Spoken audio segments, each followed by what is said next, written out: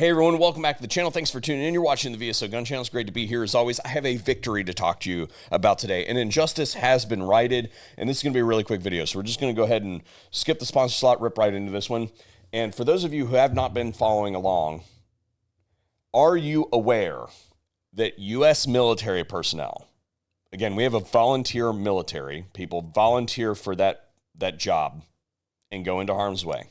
Are you aware that U.S. military personnel that for whatever reason, whether they were injured in combat or whatever it was, that took advantage of the VA Fiduciary program, which means that they put a friend or a VA advisor was appointed over their finances for managing their VA benefits, have been consistently referred by the Veterans Affairs Office to the FBI as prohibited persons. They've gone on the you can't buy a gun list.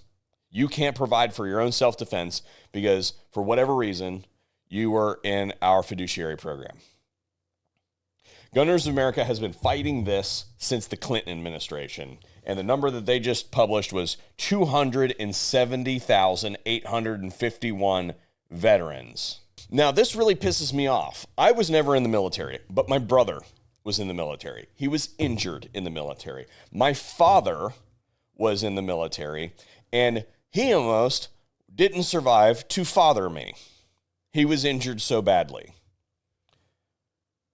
And I think about if they had gotten caught up in this system by probably some bureaucrat was going around being like, hey, we got somebody that can manage all this stuff for you. If they had gotten caught up in that, then my life would be radically different. And multiply that by 270,851 people that were disadvantaged by the government. Now, as I mentioned, Gunners of America has been fighting this for basically forever at this point in time. If you remember back to 23, I think it was 2024, they got a law passed, that prohibits Veterans Affairs from referring people on that fiduciary list to NICS for prohibited person status. They've defunded the whole thing. So that's currently the law of land. Nobody has been added to that, we'll call it a registry, since. What GOA has accomplished now is Veterans Affairs is going back through that backlog of 270,000 folks and deleting people off that are on that list for that reason. So there might be people on the prohibited persons list for like habitual drug abuse or mental stability problems. Whether you agree with that sort of stuff or not is irrelevant.